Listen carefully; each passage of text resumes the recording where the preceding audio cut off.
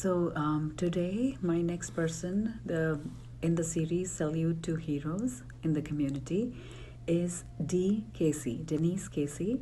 She's the Deputy Town Manager of North Andover, and she has been instrumental in working with the Food Assistance Program to provide food and supplies to the residents of North Andover, including kids, elderly, and disabled. Here she is. Benefits, the senior center. So we have direct impact on people's lives, and we know those members of our community that really need help, either the elderly, those that are dealing with mental health issues, or those that have food insecurities. So when all of this came about and the schools closed, we knew that there would be members of the population that need meals, those students that get, breakfast and lunch every day.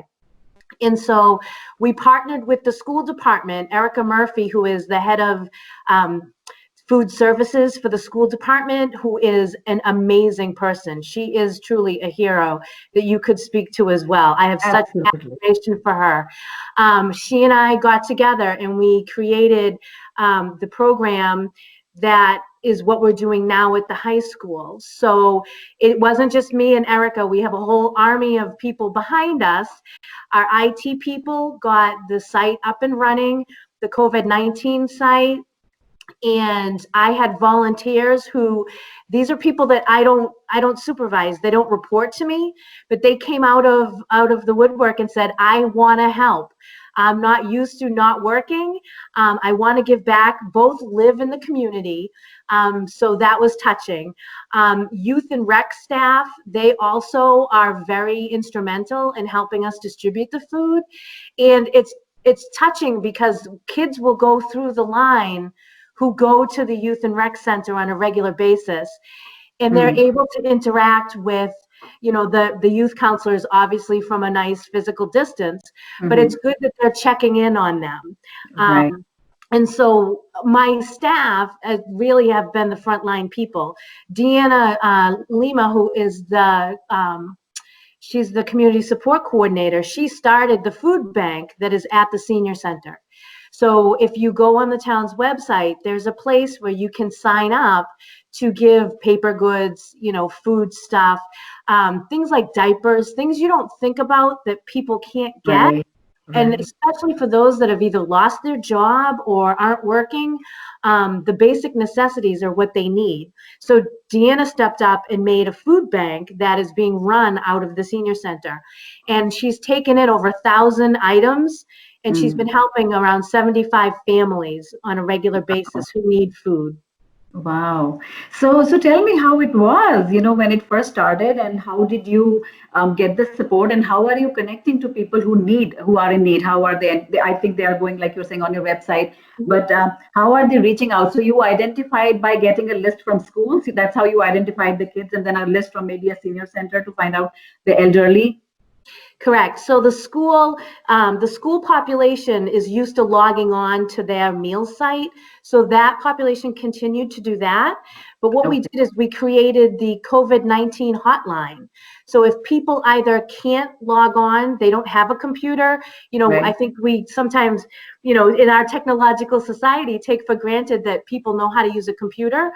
And I was talking to an 80-year-old gentleman today who, he got on the website and he was all proud of himself, but he just couldn't complete the form. So we're actually completing the form for people that don't or can't complete the form. There's about 40 people who were entering in for them and their families. So when everything just came about, all of the senior staff, the town manager, the police chief, the fire chief, DPW director, the IT director, all of the town senior staff, we were all in a room, and it was just, well, what can we do? And one of the things that we identified was food security and how that was going to become an issue. At that time, way back in March, it seems like a lifetime ago, we didn't know the impact. We didn't know the spread, but we did know that people were going to be losing jobs, losing their income, and we had to find a way to help bridge that gap. And so that's how we got the idea And then it just made sense for the town manager to delegate it to me, because I had all of the human services agencies under me who know who some of the vulnerable people in our population are already, just by serving them, on a day-to-day basis. So we knew who we needed to check in with first to make sure that, they are getting what they need, like the veterans that get food on a regular basis. Our veterans agent, Joe LeBlanc, has been checking in on them, making sure that they don't have any need. I have about 10 people on one of my lists that identified early on that they may need help with groceries. So we're checking in on them. Deanna has her list of people, as well as the youth center is checking in on their youth that they know come from, socioeconomically challenged backgrounds. And they're making sure that their family, not just the kids, but the entire family, has the food and resources that they need. So how are you getting access? Like, how are you preparing the food and how are you packaging? And then, so delivery, how is all that going? So trust me, you wouldn't want me preparing the food. The school lunch program, there's a wonderful group of school lunch preparers that are in the high school kitchen preparing. I think at last count, it was over 1,000 meals a day. So they're in the kitchen, all practicing, precautions and social distancing, wearing masks, wearing gloves. They prepare the food that then gets put into plastic bags. And then the plastic bags come out to where the front of the high school is, and we compile them into the family sizes. The families drive up to the high school, and I ask them, or one of my colleagues asks them, how many people are in the family? They tell us they get that many meals for 2 days, and then they drive off.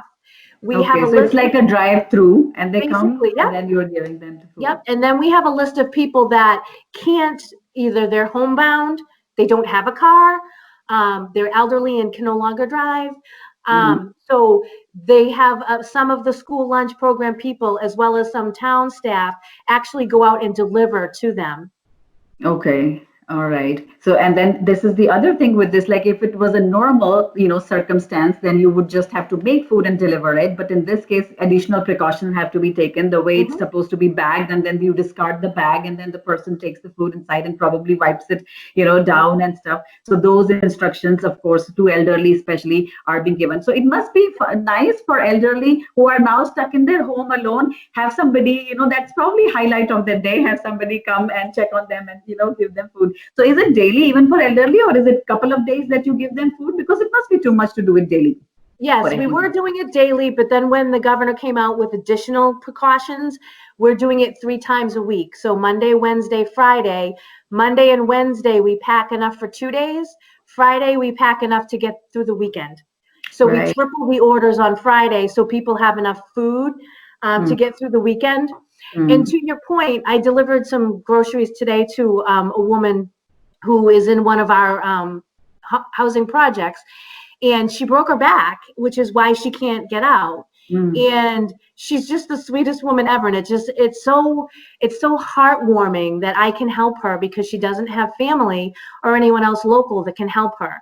And I just think, what else would she be doing if we didn't fill in that gap? And I know that, a lot of people have not a very positive view of government, but I think this is where government shines. This is where we step up and do what we can to make sure that the residents of North Andover are well taken care of.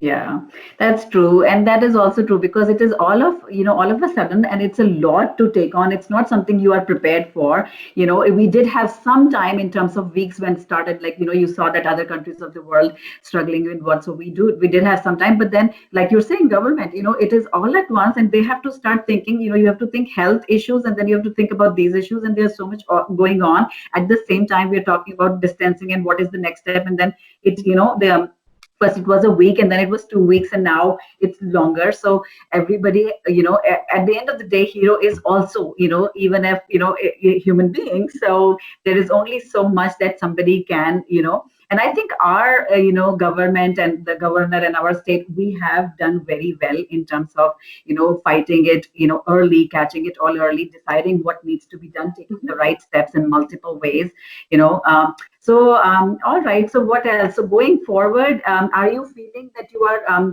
in need of something that's missing? Do you need something that you want to say today on this Sure. video that you feel like could have been or can be a little bit better?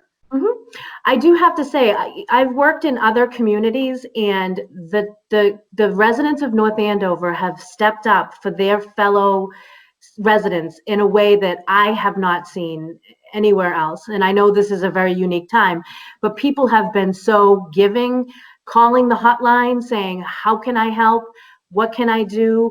I had people calling, can I help deliver? Can I give food?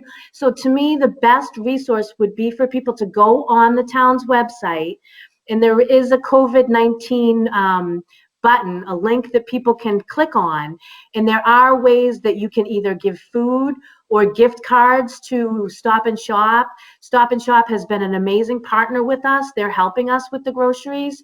Dom Mondi is the store manager there, and he is an amazing guy.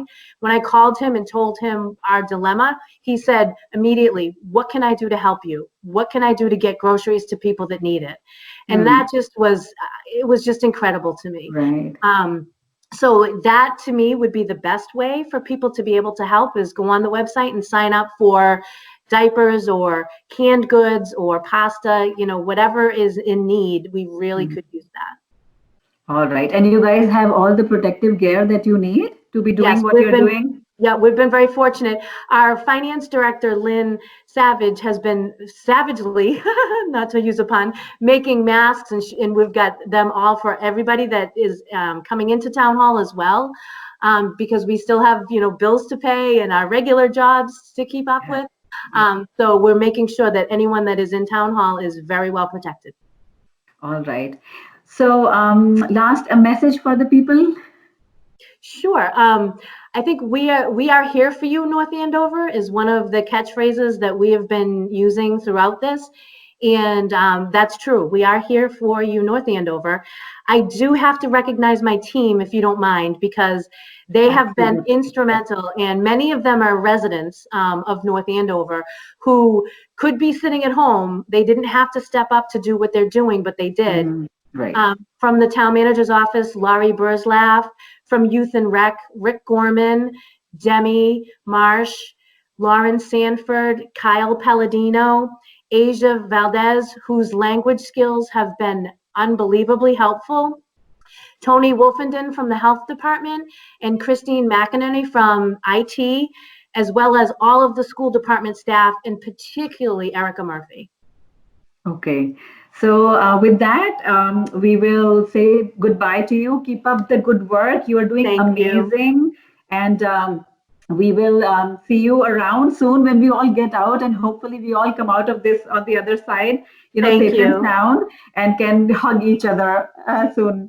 All right. So take care. Stay safe. That's very important. You have to be safe. You have to be healthy yourself to take care of others.